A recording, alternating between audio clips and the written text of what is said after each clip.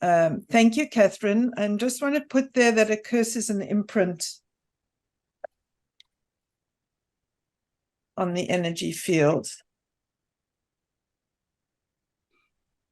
And so you use the procedure for deleting an imprint to remove it.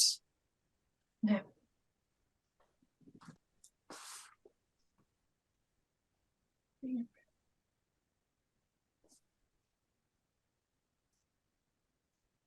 So that's a few different crystals, and you'd have to look in the book to see about that. Yeah. So it's deleting undesirable imprints.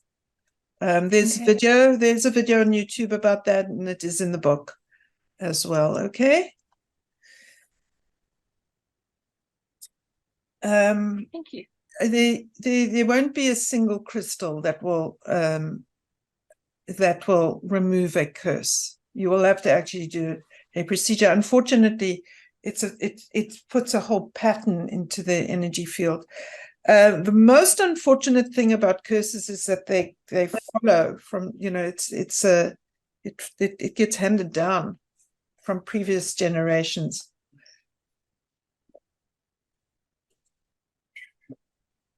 It's not showing me. It's fine. It's okay. We're going to hand over to Anastasia now. Okay, so we're going to hand over to Anastasia now. And let me just find her so I can pin her. I'm going to pin you, Anastasia. And thank you, Catherine. Thank you very much for that excellent presentation. You were going to give people that the information. You said they didn't have to hurry and write. So I'm not sure how you were planning to get the information. Yeah, I have it posted on my website, so I posted that link in the chat. Okay. Oh, good. I see it. Thank you.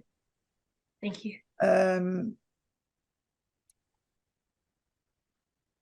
There we go. There you go, Anastasia. Over to you.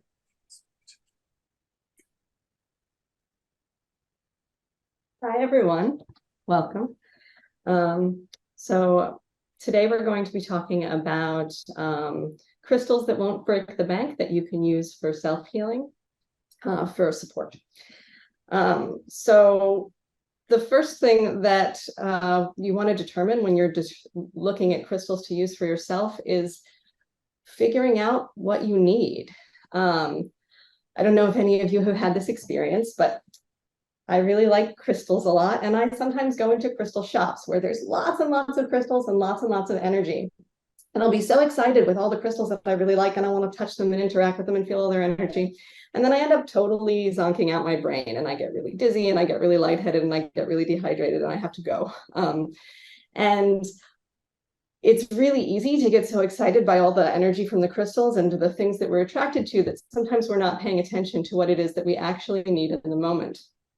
And one of the things that I'll say first off is that we need to keep it simple. We always want all the crystals. If you're me, I want all the stones all the time because I love them all so much. But when we're working with ourselves, there's a strong tendency, I think, for all of us to overdo. So we want to pick out what is the thing that's going to support me most in this moment, and keep it simple. So usually we're falling into one of two categories. Either we're over-energized or we're under-energized. So what does that look like? So if we're over-energized, it's like our cup is already full. And if we try to put more, all it does is spill over, right? And if we try to put more, so we're not actually able to take in the beneficial effects of what it is that we're doing because we're already so overwhelmed.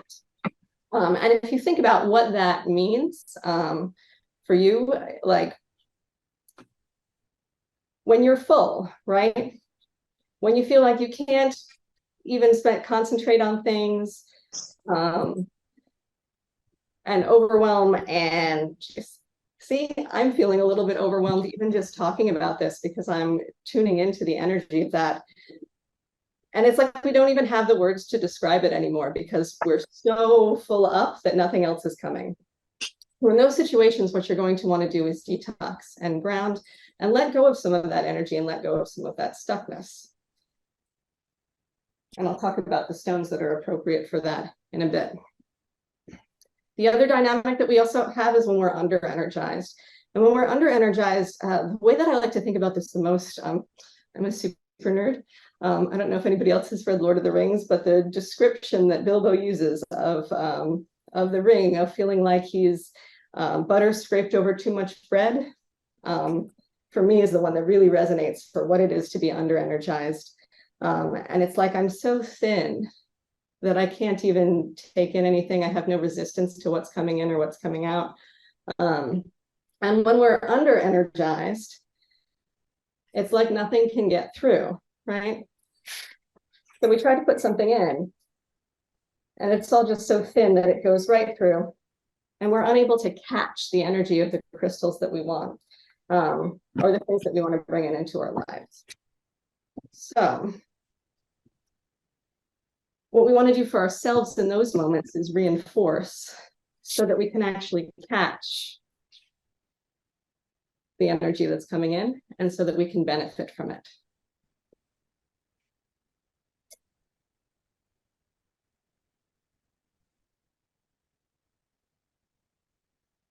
So what are some stones that we can work with these dynamics?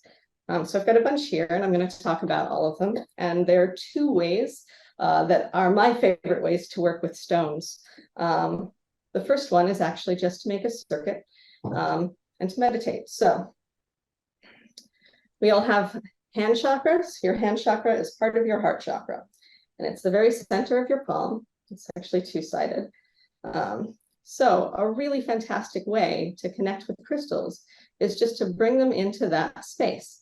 I like to work bilaterally. So what that means is I'll take a stone and I'll put it right into my hand chakra in both hands. I'll connect and I'll feel the stones, or imagining the stones connecting into my heart in the center, and then from my heart through the rest of my body. So that's one way, is creating a circuit and bringing it into our whole system. The other way is you can take any stone. This is a palm stone. So they're these sort of flat oval stones are called palm stones. But anything that's got a sort of flat side, I like something smooth for this.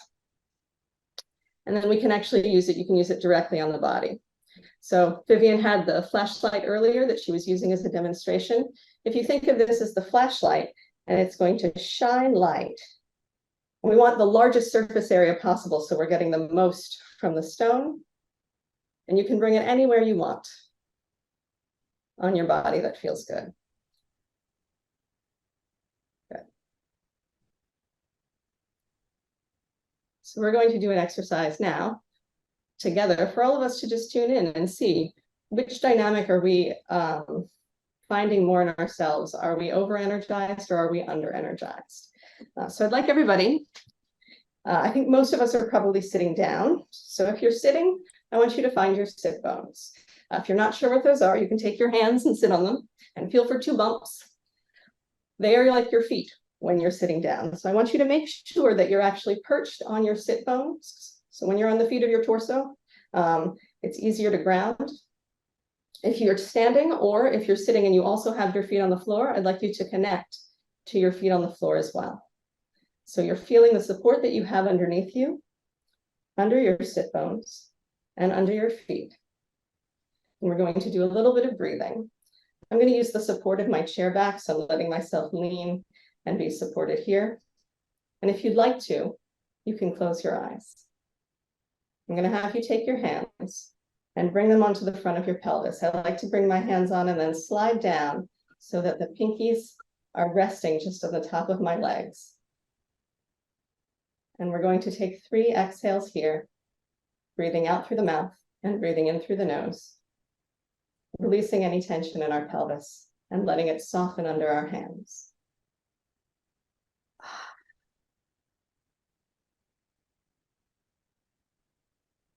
Let the breath come in softly, and like you've just taken a sip of a really refreshing drink on a hot summer day.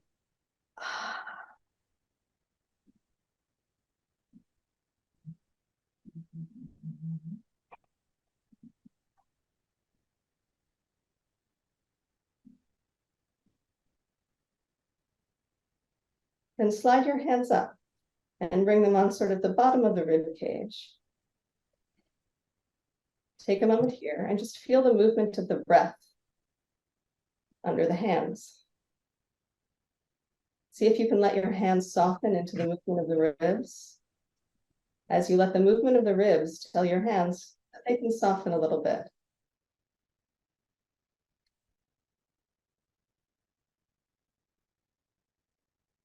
3 exhales here.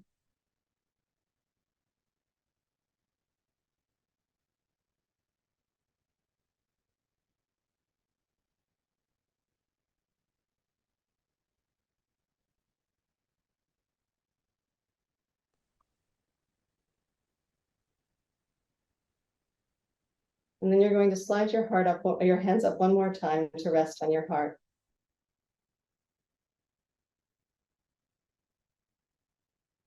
Feel the movement again of the rib cage.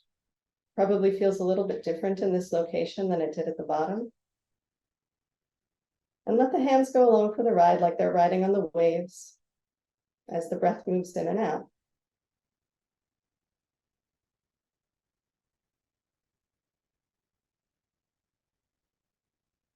Three exhales here, breathing out through the mouth.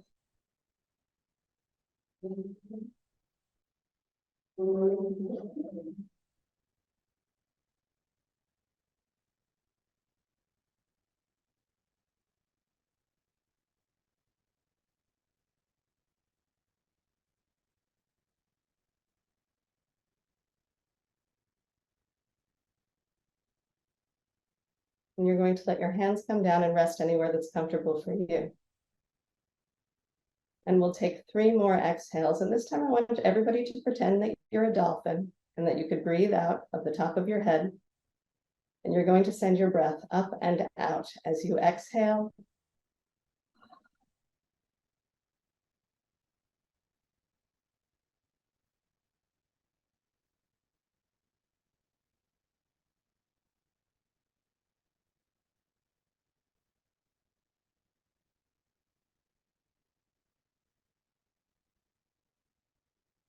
And then let your eyes open.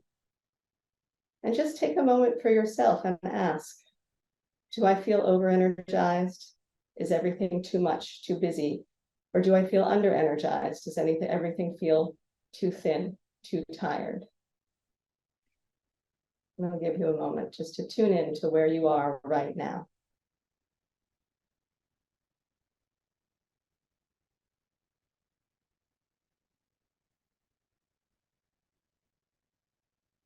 Okay. So I find it really helpful for myself to just really take the moment to sort of clear out all of the distractions in my energy system. You know, we're all around people in the world all the time, and there's all sorts of things going on. And sometimes it can be really easy to lose track of where we are in the moment. We're thinking ahead of all the things that we have to do later, all of our errands, all of our stuff.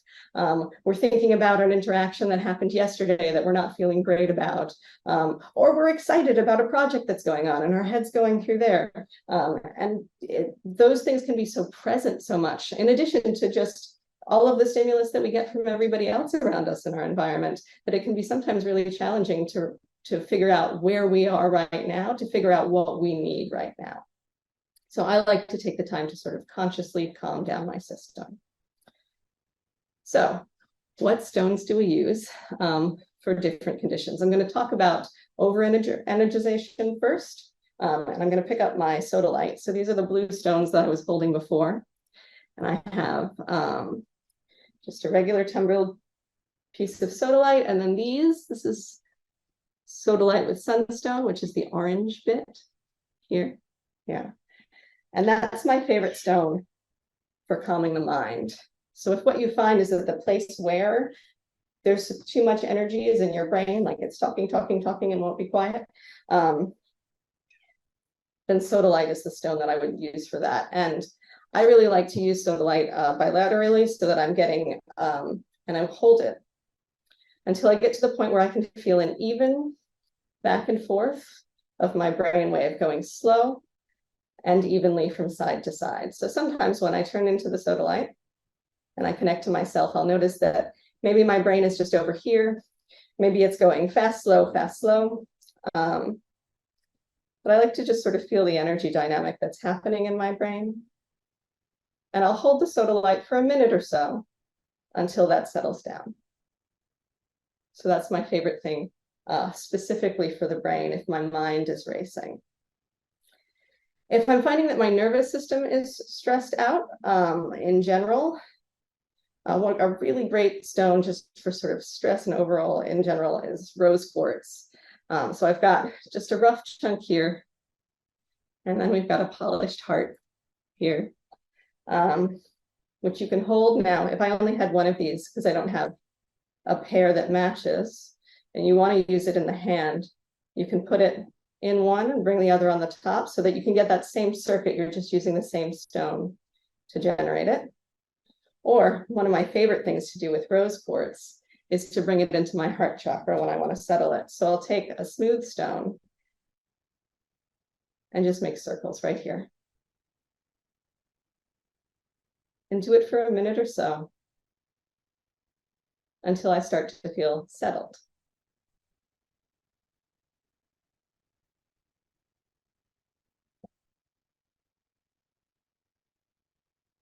And the last stone that I'm going to bring in for the nervous system today is blue calcite. So these are rough chunks of blue calcite. This is another really accessible stone that I like to use for the nervous system. And this I'll use too, holding in my hands to make a circuit.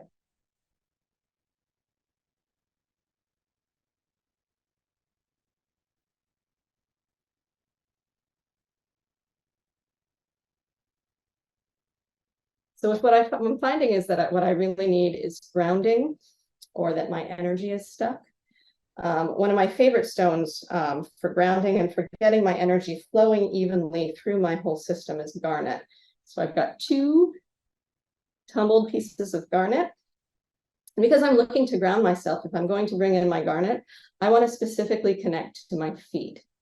So I'm not just creating the circuit with my hands. I want to feel my feet on the ground as I hold the garnet.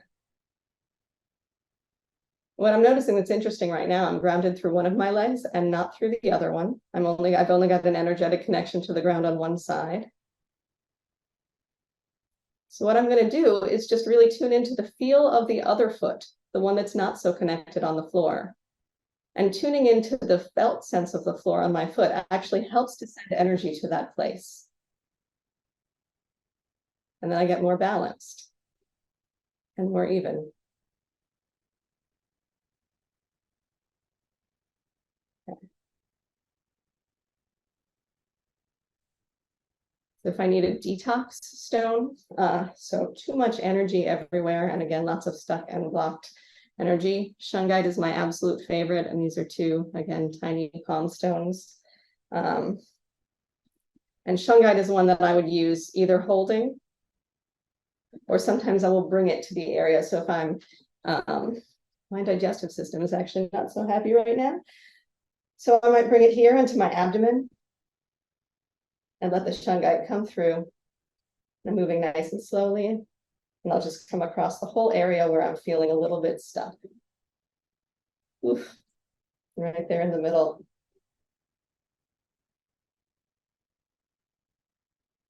There we go.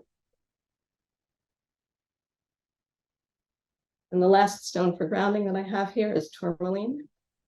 So grounding and protective. And since I've only got one of those, this is a good stone to just actually stick in your pocket too.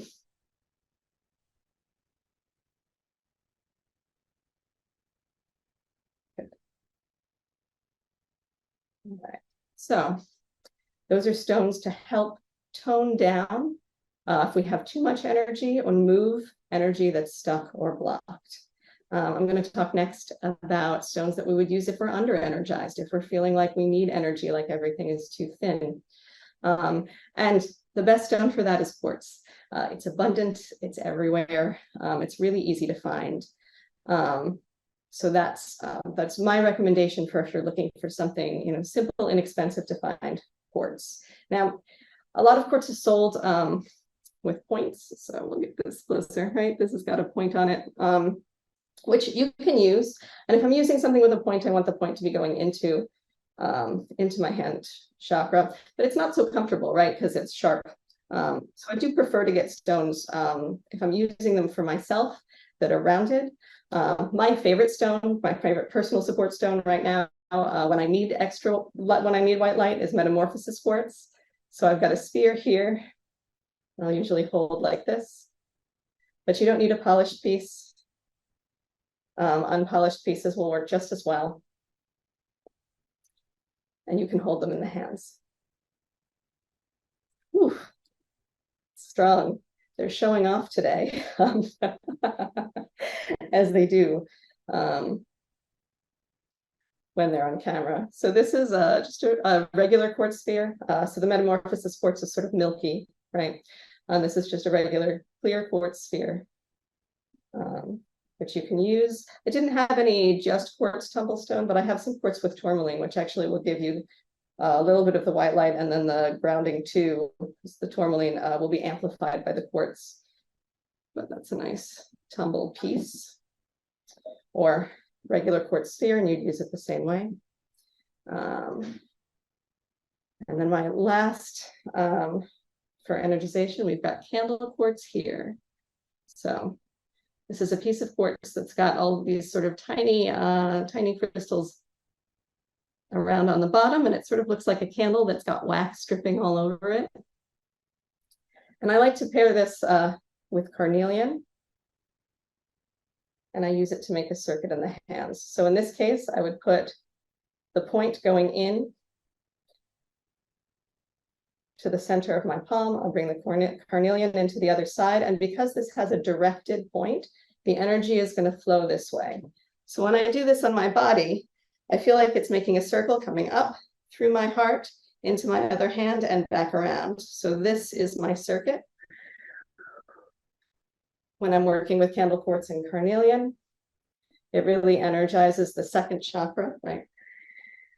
Coming through there. And when I do this, I will actually switch after a minute or so. So I go in both directions for energy. Okay.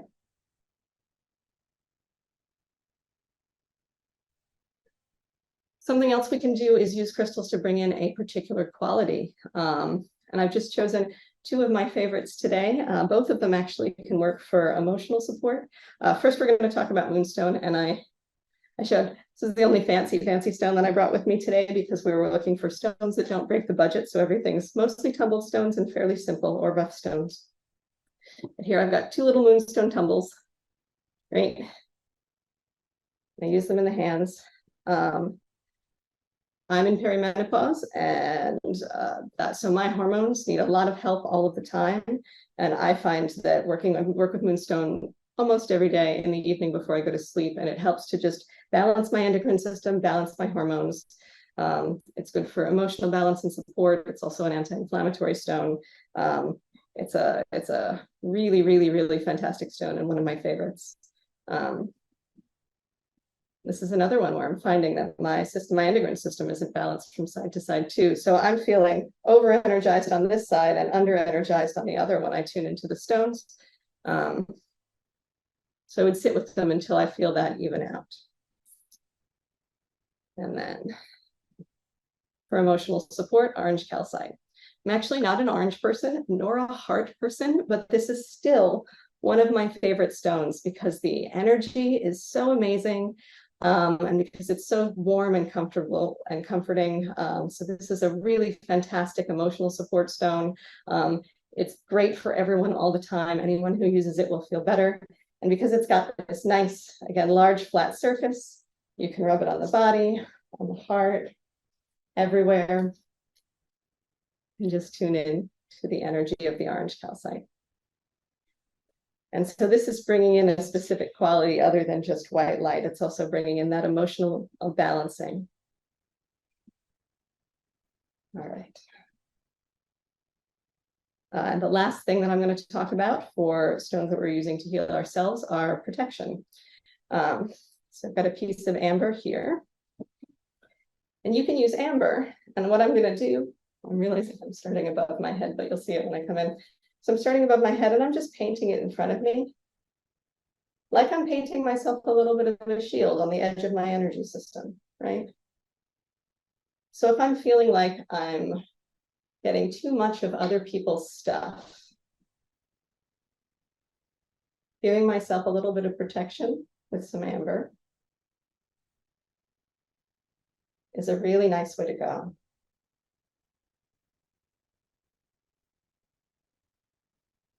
And already I feel brighter. Oof, I needed that one today. And then the last protection stone I'm going to talk about is peridot. So these are just two little peridot chips. They're tumbles, but it's a stone that's often used in jewelry. I'm actually wearing my peridot necklace as well. Peridot is like an energetic shield. So it doesn't let energy in or out at all. So before you put it on, you always want to make sure, or before you use it, you want to make sure that you've cleared yourself and that you're feeling balanced and good in yourself too. Because if you put it on, it'll keep whatever's in. I often use it, and I always put it on when I'm on Zoom calls. I used to just have this piece loose and I would tuck it into my bra when I was working, and I felt like I needed that sort of support. And then the pandemic happened and I was on Zoom all the time. And I realized that I absorb a lot more energy from people over Zoom than I do even in person. So for me, it's my Zoom support stone. And I went and I wired it up and made myself a little necklace so that I can wear it when I'm on the computer. And it helps enormously with me for that. Good. So these are the selection of personal support stones that you can use to help yourself. When you're finished with them, last step, I've got a bowl here. And you always want to clean your stones and clear your stones. So I'm just dipping the stone into the bowl. Good. And before I finish, or before I start taking questions, we'll do one more thing. And this is my how I end the day ritual. Super simple. So I've just got, this is just a teacup, water, salt, table salt. Swirl it around so it dissolves a little bit. And what I like to do, and I do this after calls with lots of people on them. I also do this at the end of my working day when I'm finished seeing clients for the day. Salt is a detoxifier. And I'll hold the salt water in my hands. So again, I've got my hand chakras going right into the water. And I take a moment and I just intend that anything that I've absorbed from any of the people that I'm working with goes into the salt water. So I'll start just going from my heart into my hands. And I actually like to do sort of a scan of my body. So I'll start the salt water above my head and let anything in my crown chakra that I've absorbed from other people go into the salt. And then I'll do the third eye. A lot in my third eye. Throat. Heart. Solar plexus, and so on down. And it takes me 3 to 5 minutes. So it's a really simple way that you can work with your salt crystals to support yourself every day. Okay, so that's that. Are there any questions? I'm going to open up the chat.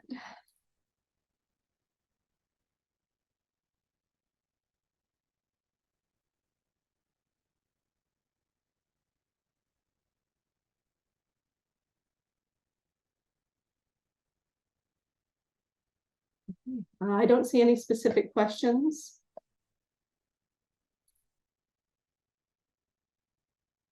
Oh, okay, Jen.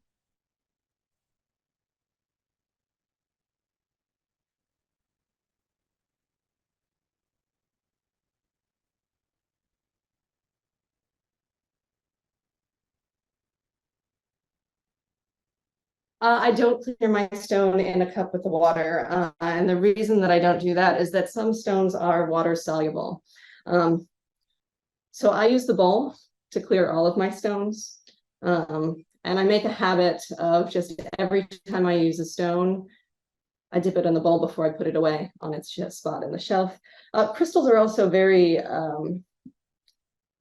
they're very funny, and they like organization and regularity. So I don't know if you noticed that my board was all, and actually Catherine's was too, everything was all laid out in a particular spot. And when I put the stones back into their spot on the shelves, they also sort of feel happy and clear. But I just do it every time I put the stone down.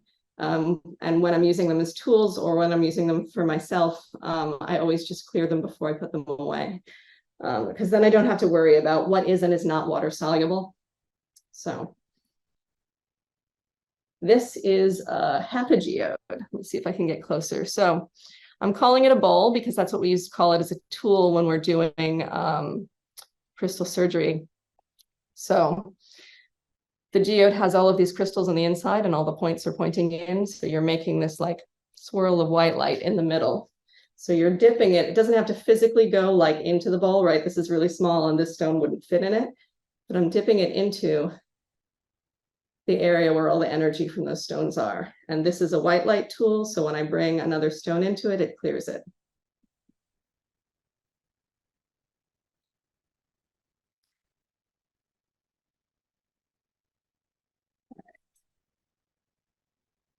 I don't find that rings cause an imbalance because the ring is on one side of the body. I like to wear rings too. And in terms of like personal jewelry and stuff that you support stones that you wear, like if it feels good, you're good. Don't worry about it.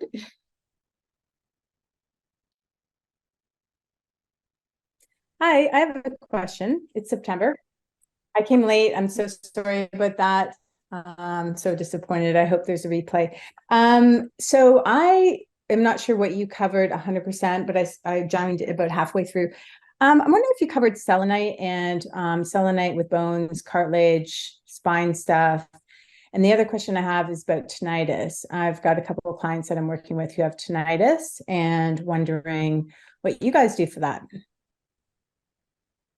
I didn't cover selenite. It wasn't part of the presentation that I was putting on today. Okay. It is useful for the things that you're talking about. Okay. But that Yeah, would be later. A whole other demonstration workshop, etc. Oh, hi. There you are. Hi. In terms of tinnitus, for me, actually, purple fluorite. You can use purple fluorite to sort of clear and reset the ears. Yeah, I have that and I've done that and it doesn't seem to be working. So isn't it not like a bacterial thing, tinnitus? It's an ear infection and something to do with the jaw, I think. Yeah. So without turning into your specific client, I wouldn't be able to give you something more than general like purple fluorite. Yeah. But I actually don't know that much about tinnitus specifically. If it's a bacterial infection, then you might want to work with something anti-inflammatory. Yeah. Okay. All right. Yeah. And then, I don't know, Vivian, if you have anything you want to add to that too. If we don't have any other questions, then I will turn it back over to Vivian. Hi, I'm still at this other station, so you can't see me, but hopefully you can hear me. So for Neil's going to come and move the camera to so that you can see me. I'm going to unpin Anastasia. Thank you very, very much, Anastasia, for an excellent presentation. Neil's just moving me over. Yeah. Thank you. All right. So that was excellent. That was fun for me to listen to everybody. So firstly, I don't call it tinnitus, I call it tinnitus. So excuse me, my accent is different and the way I say the word is different. It's the most complex. Tinnitus is the most complex condition, and it's caused by several different things. So when you want help with tinnitus, you have to know if you're asking a crystal surgery practitioner what to do, then you've got to also specify what's causing the tinnitus or what you think which factors you think are causing the tinnitus. So for some people, it's something wrong in the ear itself, but for other people, it can be a completely different cause. It's not an easy thing to treat. Nobody knows how to treat it, including us. So you can try different things. So I had someone working with me before. She's not working with me anymore, but she came up with the Gibbsite technique. And you can try Gibbsite for changing the tinnitus. And Gibbsite is a stone from China. It's a small little botryoidal. It's very fragile. It's very flaky. It's a very unstable stone. It's not expensive. I do have some, but I've got very few. I don't have any nice pieces, easy pieces to work with left, maybe one or two. So I could send that to you, September. You could try it. I don't know if Catherine or Anastasia has any Gibbsite on hand. I do have a few pieces, but I don't personally use the Gibbsite technique, and I would rather go and investigate what's causing the tinnitus and work more directly with the cause. But there's no guarantee. It is the most intractable condition. If you can mitigate it, that's good. If the person needs hearing aids, that will help some with the tinnitus. Hearing aids do help people overcome that noise of the tinnitus. It's a horrible condition, and it's very annoying. It's very invasive, and it is good to try and help. But I think that Anastasia's suggestion of the purple fluorite is one of the better ones, because purple fluorite does help nerve endings that are overstimulated. That's the reason purple fluorite is being suggested. So September, it might be that the way that you used the purple fluorite wasn't exactly technically correct, and that you might want to examine. It's complex. Yeah, you know what the thing is I actually, you're correct. I have purple fluorite and green fluorite points. And so I put the two to the side. So it wasn't actually just purple fluorite. It was green and purple. No, you got to use a very dense purple fluorite, but you've also got to clear the nerves first with smoky quartz. So you got to move. So you're working in the energy field, and you're working in the cells of the energy field, and you want to clear the tracks of the nerve endings in the energy field with the smoky quartz first. After you've cleared the nerve endings in the energy field, so it's the cells that correspond to the nerve endings in the physical body. That's where you're working in the energy field. Then you've got to use the purple fluorite, and you've got to make sure that it's going in. You want to actually perceive either through kinesthesia or through clairvoyance, or one of those intuitive capacities. You want to actually be able to sense the purple fluorite getting the nerve endings to go dark. At this stage, I would use microcrystal surgery in order to work on those nerve endings, because then I can use a proxy crystal, a set of proxy crystals for the nerve endings on each side, and go in and do it. As I'm talking to you, I'm getting a fluid, that there's too much fluid. And if you're thinking of one client in particular, there's a fluid issue in the ears for one person in particular. That's what I'm hearing and feeling as I'm speaking to you. More than that, I can't say, because I don't know the person. I don't know what the medical history is. And so we're just guessing. We're just guessing. And, if you want to say this will help this, that's not how it works. It's what's actually causing this, and how do we deal with that cause? We don't specifically work with a condition. It's more like homeopathy in that regard. The crystal work is more like homeopathy than Western medicine. So, okay.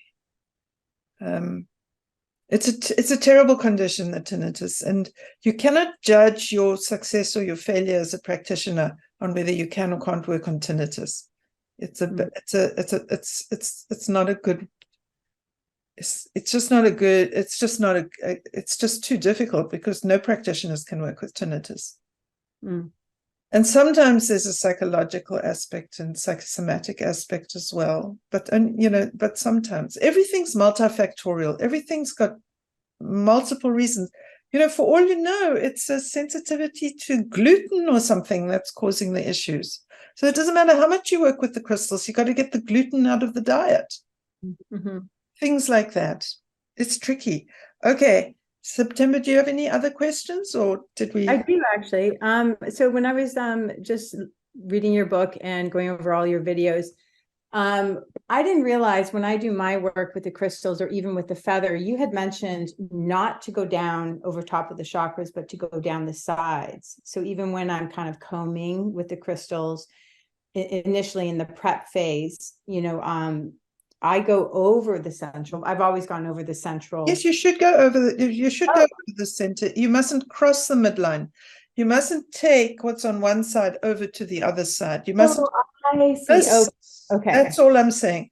So Okay. yeah, you want to come down the mid. You must go. The midline is the most important to go with the feather, with the Good, because I've been also doing that. The midline is extremely important, but you mustn't cross.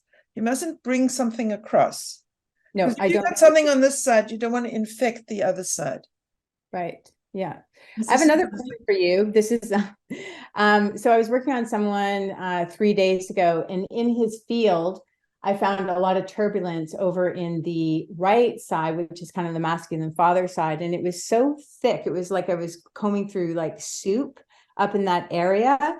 And for me, intuitively, I was like, that's old stuff, because it's not close necessarily to his body. Because I was taught in biofield tuning, like stuff that's close to the body is more recent, and stuff that's more farther out in the field is more in the past. And that's like some really thick goop stuff. Is that how you kind of assess things too?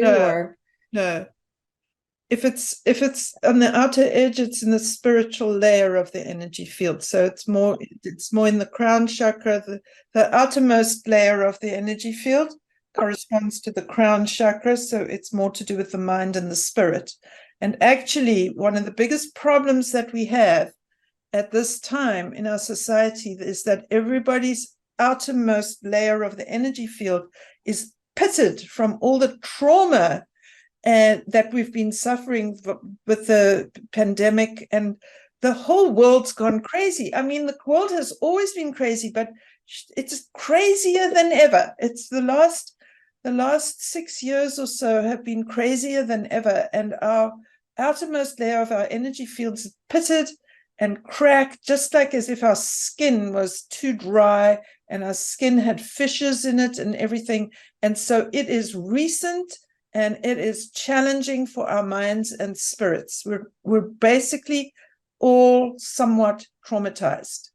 So no, I do not see it that way. But that doesn't mean that it isn't correct in the other methodology. You want to stick with the system's methods and honor the system's method. Anything that you do correctly and systematically in one method, you don't have to translate it to another method. You must stay true to the system. When you're systematic, you're going to get better results. And it doesn't matter which system you use, but don't mix up the systems unless they have a more harmonious and compatible way of integrating. But no, that to me, the further out it is, the means it's in the crown chakra layer of the energy field in my system and the way I understand things. Okay. All right. Thank you. That makes sense.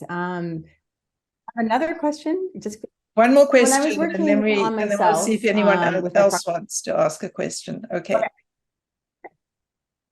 So when using a single feather, I've noticed that in certain areas, the feather will start to have turbulence and start to shake, and my hand isn't even moving.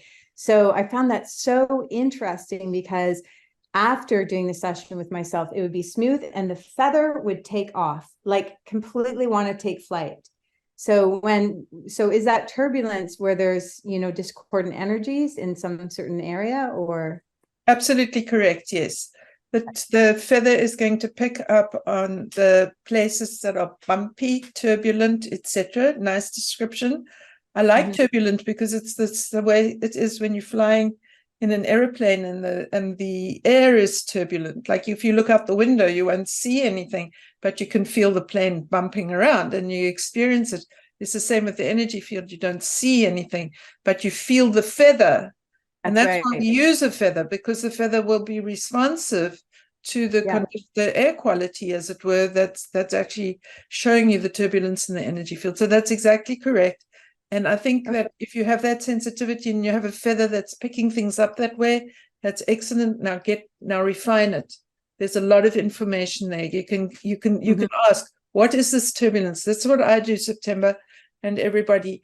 I ask, what is this? And you know what? I get an answer now. It's crazy stuff, man.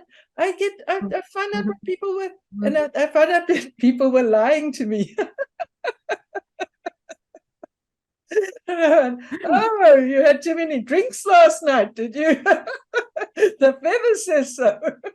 Or the turbulence in your energy field says so. So no.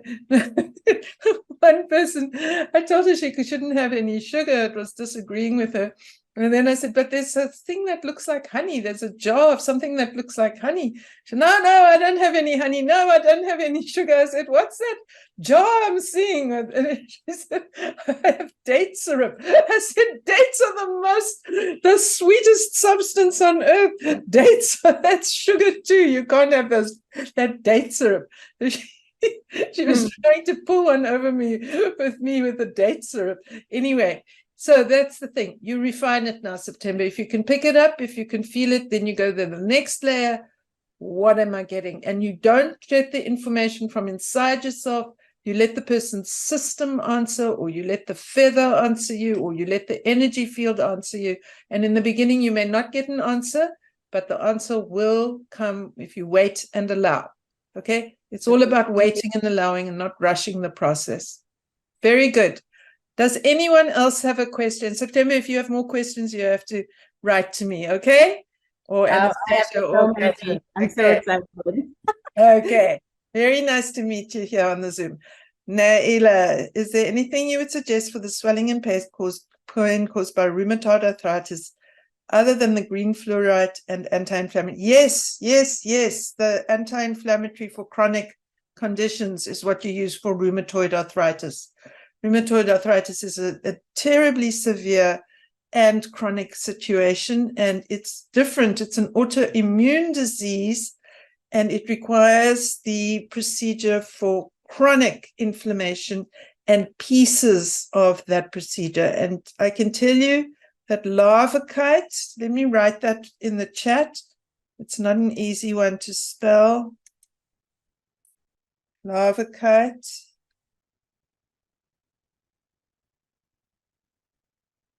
Is what I'm picking up is the thing that is going to help.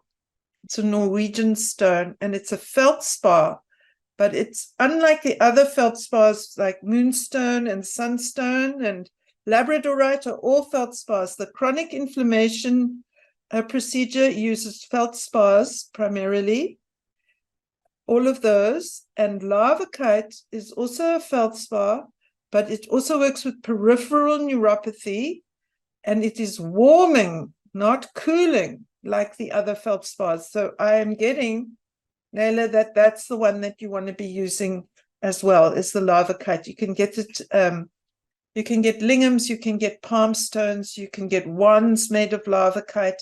It's not expensive if you can find it. And if you can't find it, I know you're over in the UK, I will send it to you. You just have to send me an email and I'll get it to you. But the other feldspars you should be able to get easily enough. So yeah, not the anti-inflammatory for acute, but the anti-inflammatory for chronic is the one to use for rheumatoid arthritis.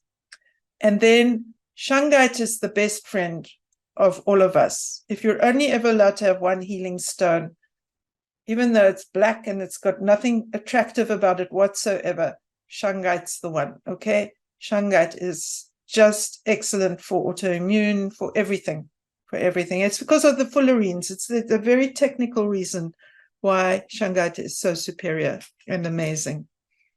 Okay. Thank you for that excellent question. And I hope your surgery, Nela, is your surgery over? Are you on the other side of it? Can you just put in chat there whether you still have your surgery coming up or not?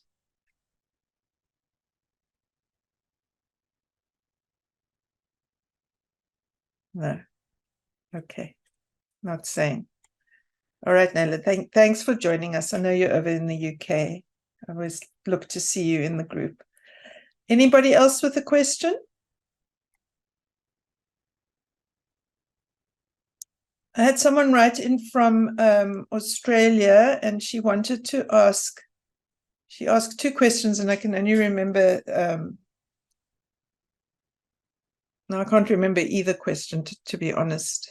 Well, the one was work with bodily pains. Okay, so bodily pains, one has to be more specific, but generally for drawing pain out, I use green garnet.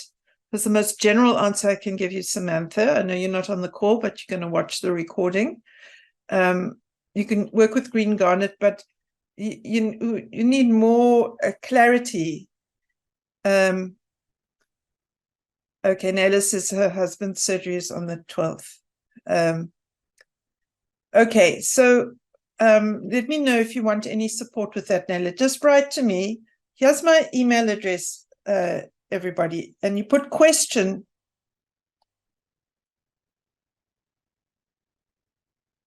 Put question in the subject line, and then I will write back to you, I promise.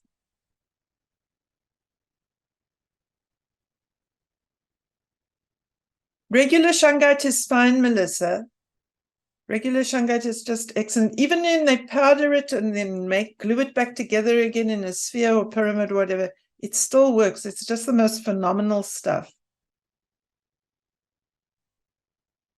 It's very it's actually, when they've powdered it and then molded it, it's actually even more powerful because it's so dense with material. It's amazing. Shungite's a modern miracle. You know, they use it to purify water in some countries. They use magnetite also. All right, so if you have questions for me or Anastasia or Catherine, just send the question along. I will forward it to Catherine. I'll forward it to Anastasia for you. No worries at all. And we just love interacting with you and talking to you. So please join us again. I want to have a whole series of calls like this, but some of them will be for community members only. So we're hoping that more and more of you will join will actually purchase the community membership. And I do want to tell you all, we had a 50% off in-person sale here in Cincinnati. And afterwards, I decided that we will extend the 50% off sale to online sales for community members. It's very hard for us to do that. You know, you have to build a very special website to do online crystal sales. So we can't do that. We can't build a whole nother website to sell crystals. We're not going to do that. But we will show you pictures of crystals, and you can ring the one that you want, and you can put in the order. And if someone else got it, then someone else got it. You'll choose another one.